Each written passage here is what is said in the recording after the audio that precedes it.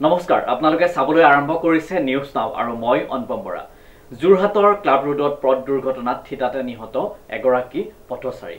news নাওৰ এক বিশেষ প্ৰতিবেদন যোৰহাটৰ ক্লাব ৰোডত পথ দুৰ্ঘটনাত থিতাতে নিহত এগৰাকী পথচাৰী দুৰ্ঘটনা সংঘটিত কৰি ঘটনাস্থলৰ পৰা পলায়ন কৰে উক্ত গাড়ীখন দুৰ্ঘটনা কৰি পলায়ন কৰা গাড়ীখনৰ উদ্ধাৰৰ বাবে যোৰহাট আৰক্ষীয়ে জোৰদাৰ তদন্ত চলাই আছে পাইছো যে ক্লাবৰ তিনিআলি বা প্ৰায় 200 মিটাৰ মান দূৰত এটা ডেড বডি পৰি আছে সেই ডেড বডিটো আমি যেতিয়া প্ৰত্যক্ষ কৰিছো প্ৰথমে তেতিয়া আমি ভাবিছিলো যে গাড়ী যেতিয়া আমাৰ ভিৰ হৈছিলে তেতিয়া ভাবিছো যে সদৰ মানে ৰেল গেট যেটো অলপমান দূৰত আছে যে আমাৰ ৰেল গেট বন্ধ হৈছে আনদিনা এনেকৈ ৰেল গেট বন্ধ হলো আমাৰ ইমান লাগে মানে গাড়ী ভিৰ প্ৰত্যক্ষ কৰিলে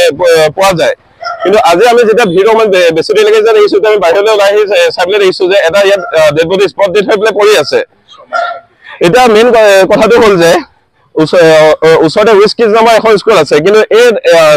মানে এলেকাটোত কোন ধৰণৰ স্পীড ব্ৰেকাৰ একো ব্যৱস্থা নাই ইয়াত এতিয়াতো বৰষুণ দিয়াৰ কাৰণে গাড়ীবোৰ লাহে লাহে গৈছে কিন্তু যেতিয়া আপোনাৰ বতৰ ফৰকাল হৈ থাকে তেতিয়া গাড়ীবোৰ বহুত স্পীডত যোৱা দেখা যায় এইটো কাৰণে আমাৰ মানে ওচৰৰ স্থানীয় বাসিন্দাৰ বহুত অসুবিধাৰ সৃষ্টি হৈছে এইটো যাতে অতি সোনকালে যদি স্পীড ব্ৰেকাৰ যাতে ব্যৱস্থা কৰা হয় প্ৰশাসনৰ ফালৰ পৰা আমি তাকে তেওঁলোকৰ ওচৰত অনুৰোধ জনাইছো আৰু ইয়াকে মই জনাই পেলাই সামৰণি মাৰিছো না গাড়ীখন আমি জানিবলৈ পোৱা মতে মতা মানুহ বুলি জানিবলৈ পোৱা গৈছে অনুপম বৰাৰ ৰিপৰ্ট নিউজ নাও